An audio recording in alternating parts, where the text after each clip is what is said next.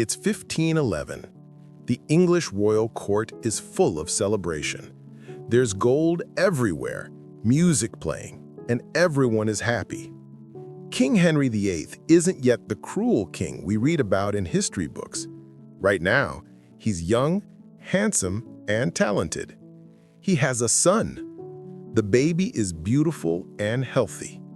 For 74 wonderful days, he represents the future of England. They name him Henry, Duke of Cornwall. When he's born, cannons fire, wine flows in the streets, and the king is incredibly happy. But this happiness doesn't last long. A winter sickness creeps into the royal nursery. The future of England dies in his little bed. The silence afterwards is terrible. This loss, followed by more miscarriages and stillbirths, will turn the king's love into an unhealthy obsession.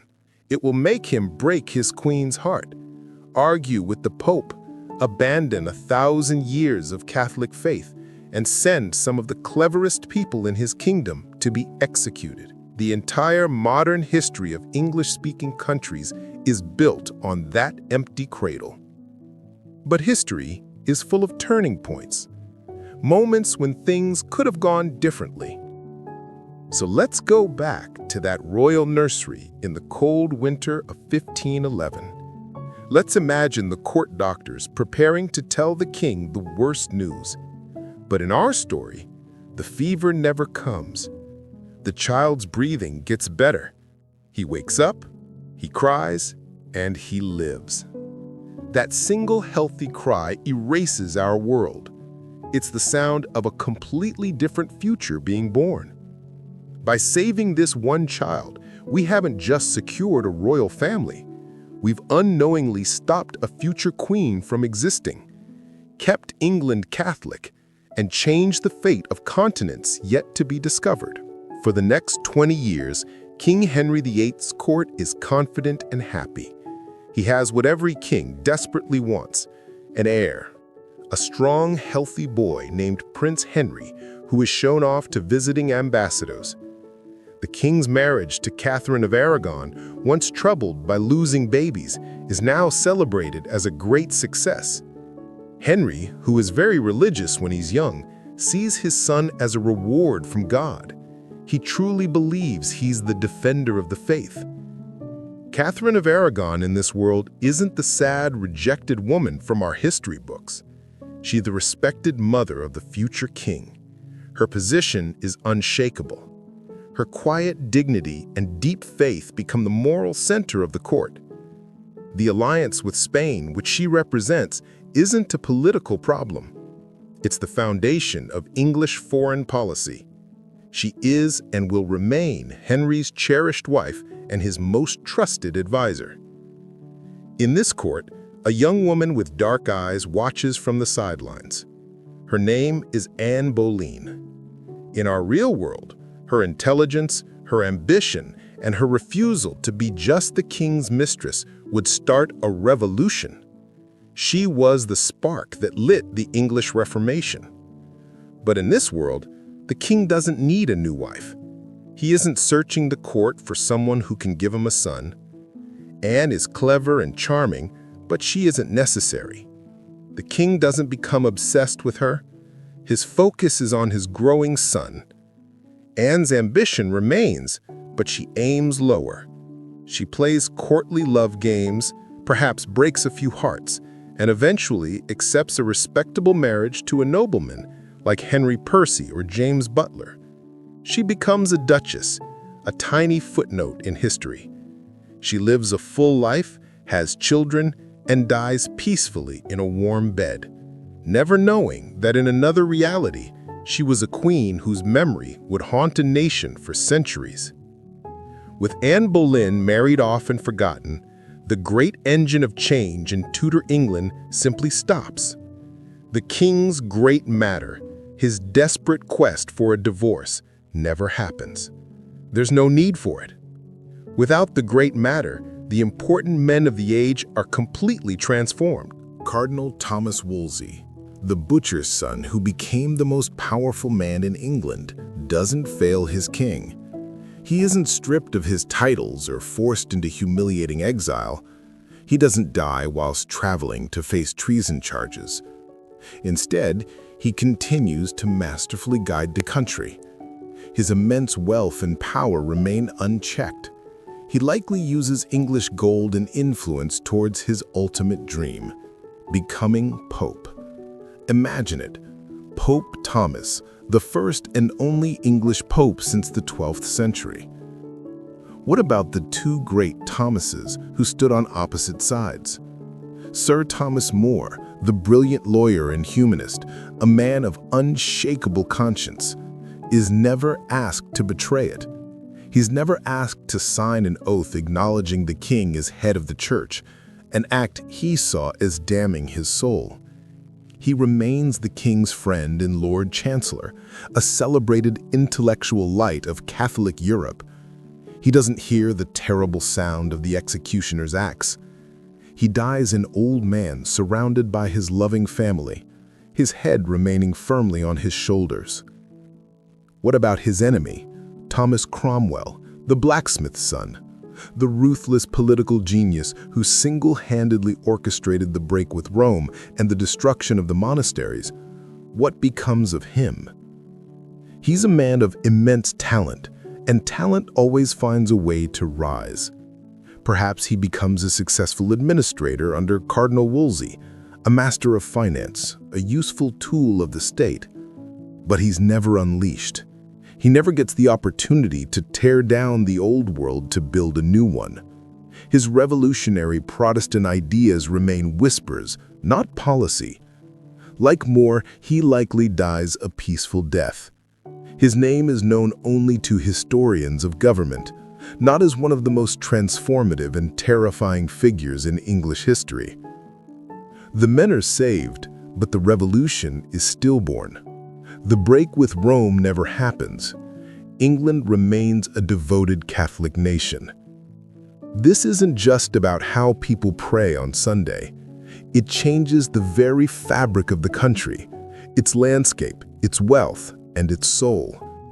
The dissolution of the monasteries, Cromwell's masterpiece of government-sponsored vandalism and theft, never happens.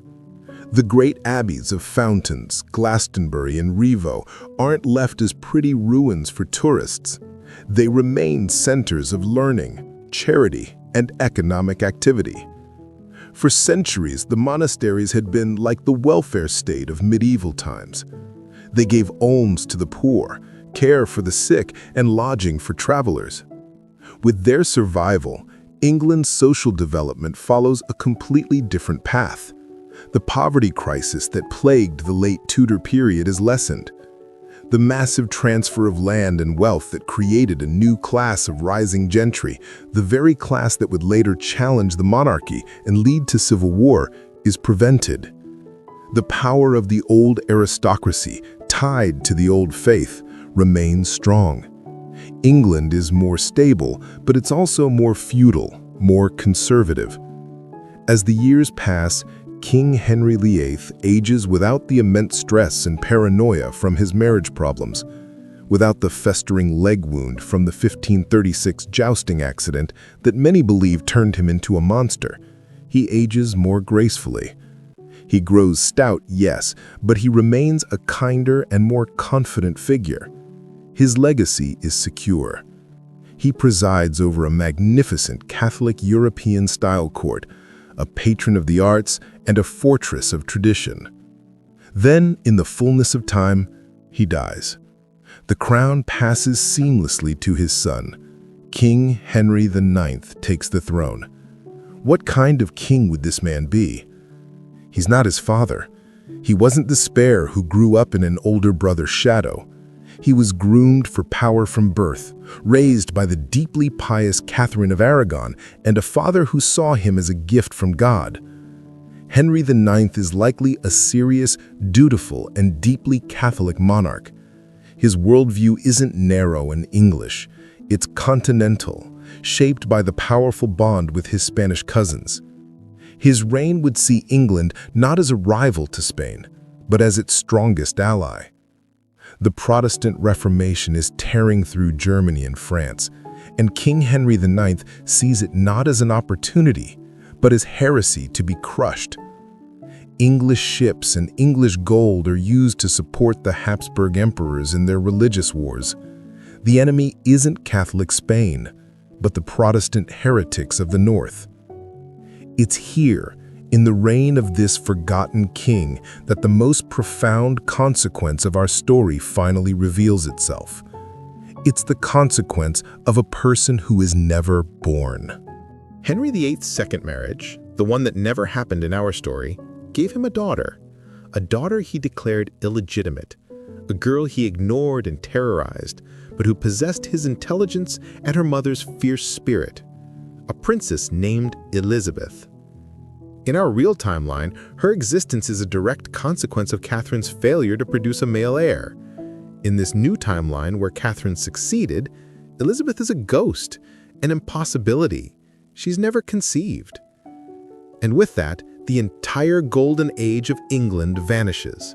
There's no Queen Elizabeth I.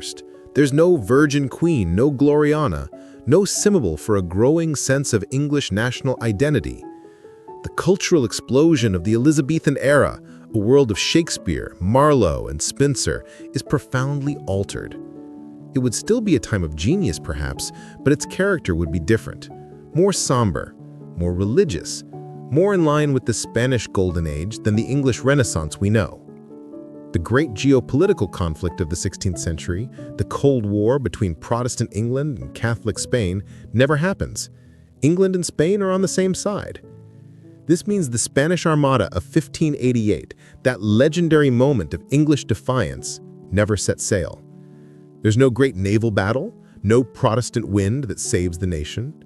Sir Francis Drake and the English Sea Dogs aren't celebrated national heroes. They're pirates, and Spanish allies would demand their execution. Without this defining rivalry, England's focus remains on Europe, not on the vast open oceans. The drive to create a powerful navy to challenge Spain is gone. The motivation to establish colonies in the New World, to plant a flag on shores that Spain claimed as its own, is political suicide. The British Empire, whose foundations were laid by Elizabeth and adventurers seeking to plunder Spanish treasure, is stillborn. There's no Jamestown, no Plymouth Rock. The history of North America, and by extension, the United States, is unrecognizable. The continent remains the undisputed domain of the Spanish, the French, and the native peoples they encountered. The world we've created isn't a world of ruin. It's a world of stability, of tradition, of unbroken faith. England is a powerful, respected Catholic kingdom, a junior partner in a Spanish-led Europe. Its king, Henry IX, and his descendants rule peacefully. But it's a smaller world, more inward-looking, less dynamic, less free.